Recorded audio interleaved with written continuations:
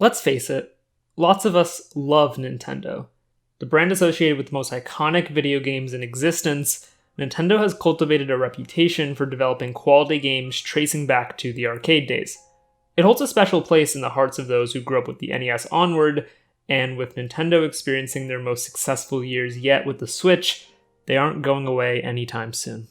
And perhaps it's also because of this love that many of us trust them enough to pay full price for their hottest games, even years after their release. Nintendo is notorious for rarely dropping the MSRP price permanently.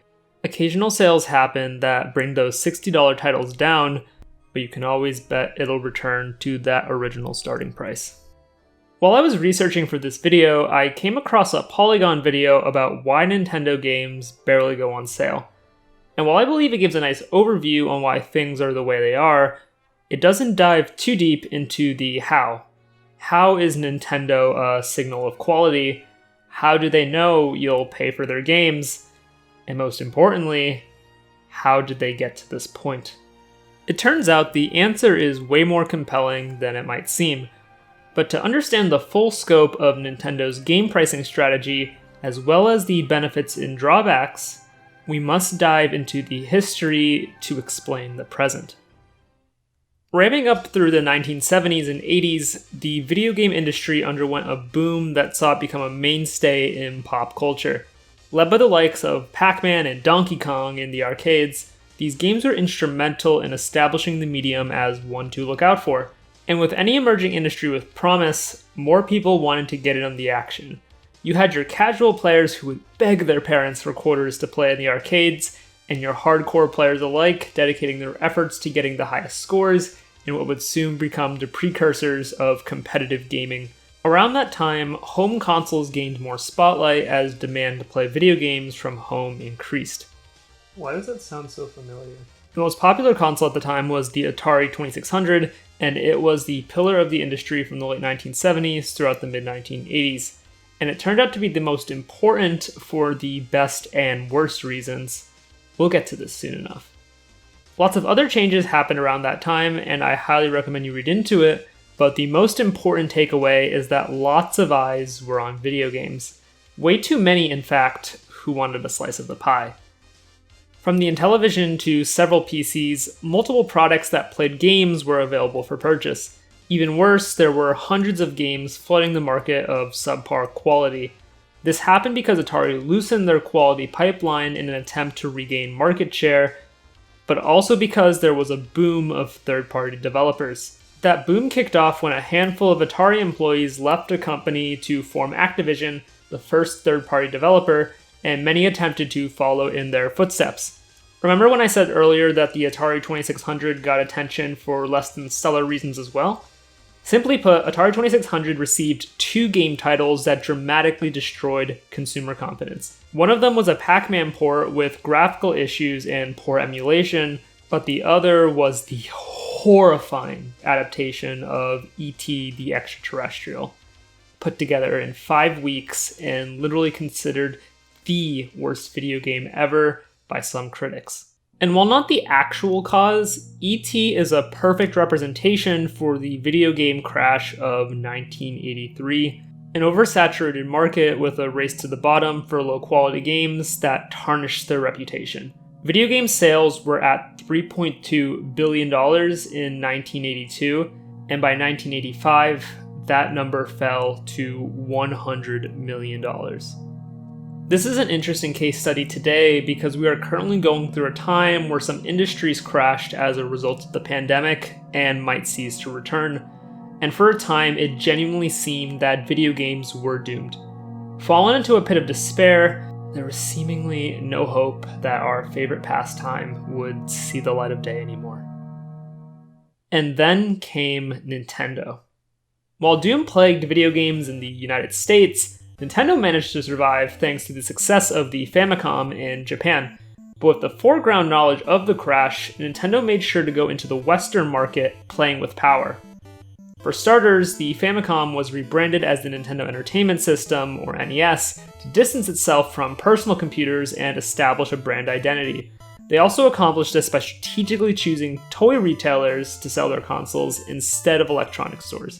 In addition, Nintendo introduced the Nintendo Seal of Quality, a symbol put on Nintendo hardware and software that ensured that the products were of high quality. Any games that wanted to get published on the NES had to go through a rigorous background check to ensure that it met Nintendo's standards.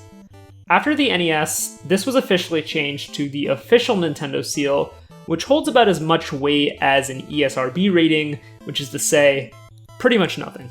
Yet that seal instilled enough trust in players to keep the brand in a positive light for years moving forward. Not to mention, Nintendo did a fantastic job of building a culture around its company through Nintendo Power, an official magazine that provided video game reviews and strategies for all things Nintendo. And as all of us know, none of that would have been possible if the games weren't the cream of the crop. The NES single-handedly made Nintendo the undisputed king of video games, and its reputation for quality is what allowed it to survive to this very day, even against a formidable challenge from Sega, the less than stellar days of the Wii U, and the emergence of Microsoft and Sony as pseudo-competitors. Against all of those external pressures, Nintendo never buckled to them and kept pushing ahead generation after generation up to where we are today, where they've never looked better. Now that we fast forwarded to 2017 with the Nintendo Switch, we can properly dive into Nintendo's pricing strategies with the historical context that fuels their legacy. So sure, it's one thing if the big boys like Super Mario Odyssey and The Legend of Zelda Breath of the Wild got the royal treatment, but virtually all Nintendo published games are stagnant in price, even games that could sell much better. One might argue that the quality of Nintendo's IP is a major factor, and that certainly plays a part, but it can't be the sole reason, because it wouldn't explain why a game like Spider-Man on PS4, one of the most acclaimed video games of the most popular superhero franchise that was the fastest selling game on PS4, got discounted and put in a $199 Black Friday bundle in a matter of 2 months. Does that mean Sony doesn't value the Spider-Man brand and will do anything to destroy its reputation like it did with trash movies like The Amazing Spider-Man 2? No. Who was that? No. Long story short, Sony and Nintendo employ different pricing strategies. Sony opts for a price skimming one where new PlayStation games release at a high starting point, $69.99 now, and gradually decrease over time to make them more accessible. If you check out most PlayStation 4 games, even the ones that were released in 2019, most of them tend to be $19.99 or lower. On the other hand, Nintendo uses a premium pricing strategy that sets a price and keeps the price as consistent as possible, using their reputation for quality to justify it. In that sense, they could be considered similar to Apple. You always hear people bemoaning about how much iPhones and iPads and MacBooks cost so much, which they do. But they still manage to sell millions each year. At the end of the day, the brand matters. A premium pricing strategy also benefits Nintendo in maintaining consistent software sales throughout a console's lifespan. When someone purchases a Switch, I'm willing to bet they purchase Breath of the Wild, Mario Kart 8 Deluxe, or Animal Crossing New Horizons right off the bat. Actually, I don't have to, because I'm actually a psychic that can read the minds of every potential Nintendo consumer, and I can figure out what they're going to buy before they actually buy it. Or I can look at software sales and see that these titles are consistently amongst the 20 best-selling games of the month in the US. Mario Kart 8 Deluxe, a 4-year-old game, is still in the top 10 to this day, and even then, Nintendo's holding back their true power. They don't even report their digital sales to NPD Group. But of course, it has its downsides. For one, it's hard to budge on the price when it's necessary in the interest of maintaining the perception of quality. Super Mario Run had the potential to get way more downloads and purchases than it did, but the insistence on a $9.99 fee to unlock the full game held it back.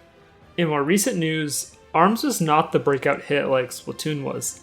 A permanent price cut might help the game out, but doing so risks sending mixed signals about its quality. Now at this point, I want to address a common view that I've heard about this, that there are enough fanboys that eat up whatever Nintendo releases on day one. That's partially true. There is a faction of people who are devoted to the Nintendo brand unconditionally and willing to ignore their faults. But virtually every entertainment company has its same share of people. As to why Nintendo games sell extremely well at launch and beyond, there are two reasons for that. First, people buy the Nintendo Switch for Nintendo games. An inadvertent advantage of lagging behind the competition in terms of hardware capability since the Wii era was that some of the biggest franchises shy away from Nintendo platforms. When's the last time you saw Grand Theft Auto or Call of Duty there? These games are consistently the best-selling games each year, the former having sold 140 million copies total. And more importantly, these are games that people invest months, even years into. TLDR, you buy a Switch to get Nintendo games, whereas other consoles might be purchased for a different set of games. Second, we already know Nintendo keeps their prices the same. You might as well buy the game when you want, and why not release day when the hype's already there? Okay, I've spent way too long trying to justify the price tag of typical Nintendo games. That is, their brand new releases. However, I think that we do need to talk about the darker side of Nintendo's pricing strategy, in which brand loyalty and quality perception have bred less than ideal consequences. If you've been around long enough to observe Nintendo's happenings in the 2010s, you've probably heard the term artificial scarcity thrown around at least once. In a nutshell, artificial scarcity is when something is difficult to obtain, but the means of production and distribution are plentiful. This criticism has been levied at Nintendo for numerous console releases since the Wii days, cropping up with the NES and SNES classics down the line. The argument is that Nintendo is purposefully limiting supply of these items in order to generate buzz around the hardware and eventually push more units. I felt it was important to mention this, but I really don't think Nintendo is actually restricting the number of consoles. Their brand is already strong enough to not warrant resorting to that tactic. The Nintendo Switch ran into its own issues, and Sony customers might know that getting your hands on a PS4 Pro and a PSVR headset faced its fair share of difficulties. And do I even need to mention the bloodbaths happening with PS5 and Xbox Series X consoles? If they could scale up production faster and make consoles available, they absolutely would. However, notice I said that Nintendo didn't use artificial scarcity with their hardware. That's because I think there is a legitimate case that they occasionally use it with their software. Take Super Mario 3D All-Stars, a 3-game collection of Mario games released in celebration of the 35th anniversary. And as of March 31st, 2021, this collection is technically not available for purchase. It is still possible to snag a physical copy at a retailer that has leftover stock, but obtaining a digital version is now impossible. According to a developer who spoke to Vice, Nintendo made it limited because, quote, they have data that shows that re-releases of games tend to wither on wishlists. The manufactured FOMO helps get those sales, or so they think, end quote. But Nintendo didn't just do this with Super Mario 3D All-Stars.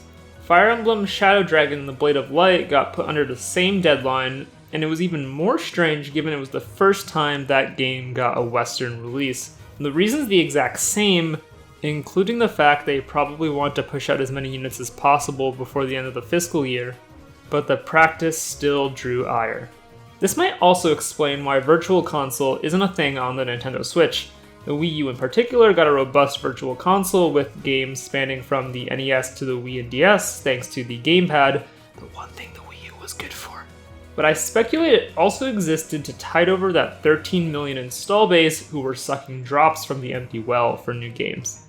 And we can't ignore that there wasn't and still isn't means to reliably obtain and play Nintendo GameCube games despite the fact that there's pent-up demand for them, and there's an adapter for GameCube controllers that gives you the perfect means to play GameCube games. Nintendo, why? I just want to play Fire Emblem Path of Radiance. Nintendo! Unless the games are lost, Nintendo can make these titles available. They haven't, and there's absolutely no incentive to. In fact, there's a lot of incentive to keep the games difficult to play legally because it inherently makes those games rarer and keeps the doors open for Nintendo to remaster or remake the game for $60. Or better yet, they could just put it on the eShop for a limited time and hope that people pull out their wallets to buy the game en masse. And here's the catch. Unless you're sailing the high seas, we're going to buy it anyway. The idea for this video came up after Nintendo announced The Legend of Zelda Skyward Sword HD was coming in the summer. It's a full-price game with enhanced resolution and performance in addition to button controls, and I vividly remember seeing quite a bit of anger over Nintendo apparently overcharging for the game. Yet there was still another faction of people whose reverence for the original game was strong enough that $60 was a fair asking point for this remaster. After all, it's The Legend of Zelda. And something I soon came to realize was that The Legend of Zelda was one of the few franchises where something as simple as its value could be debated over a decade-old game. It's hard to understate how insanely rare that is. We frankly wouldn't be having these same conversations about other games because they're not as influential in the gaming landscape as a Zelda game, or a Nintendo game for that matter. And that's no easy feat. Nintendo's ability to charge Skyward Sword HD for $60 arose from a storied history of great timing and great persistence that continues to pay its dividends. Nintendo has and always will be a pillar of video games and entertainment, and it wants to ensure that it stays that way. When all is said and done, that is the true reason why Nintendo games are still valuable.